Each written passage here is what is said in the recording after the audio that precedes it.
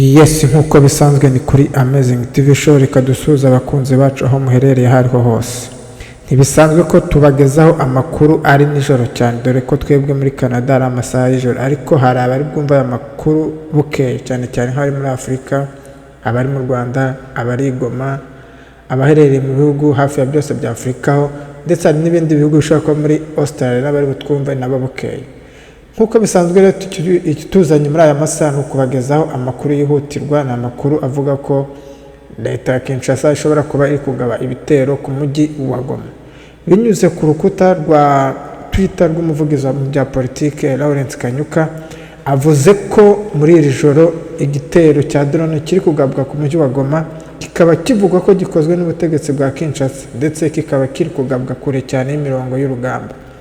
Aya makuru agaragaza ko iki gikorwa gifatwa nk'igikorwa gikomeye cy'ubushotoranyi, kuko kivugwa ko kigamije kwibasira agace k'umujyi gatuwe cyane n'abaturage benshi.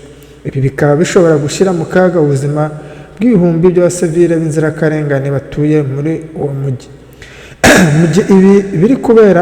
Mu gihe ibi biri kuba, amakuru akomeza kuvuga ko ibitero bya drones ndetse n'iby'imbunda ziremereye bikomeje kumvikana ku mirongo itandukanye y'urugamba mu bice bitandukanye byo muri burasirazuba bwa Kongo.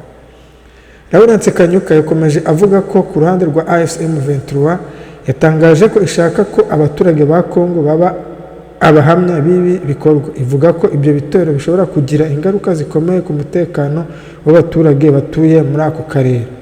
Nanone amakuru akomeza kutugera nuko avuga ko icyo gitero cya kigamije kwivugana perezida wayoboye Kongo ari we Joseph Kabila, ariko amakuru atugeraho nuko nta muntu cyatwaye, ariko bivuga ko bishobora kuba byatwaye umwe mu bakozi ba UNICEF.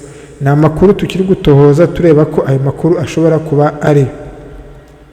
Nanone kandi ku munsi w'ejo hakaba harakomeje ibitero bya drone, aho byakomeje kwibasira abaturage bo mu Minembwe, bigakurikirwa cyane cyane abo muri Haut Plateau, ndetse bivugwa ko ejo umutwe wa AFCM 23 ndetse na Twirwano wabashije kuba wakwivugana abamercenaires ndetse na ira coalition yose irimo Wazalendo, ikaba ingabo za FDNB.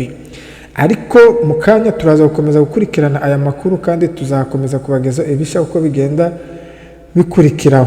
Nanone turakomeza kuza tumenye ibyangiritswe bishobora kuba byarashwe n'izo drone zagabwe ku mujyi wa Goma, ndetse n'abantu bashobora kuba bahaburiye ubuzima. Tuza kubamenya, turaza kubabagezaho.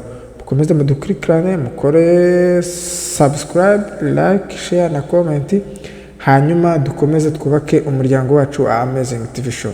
Turabakunda cyane, Imana ibarinde.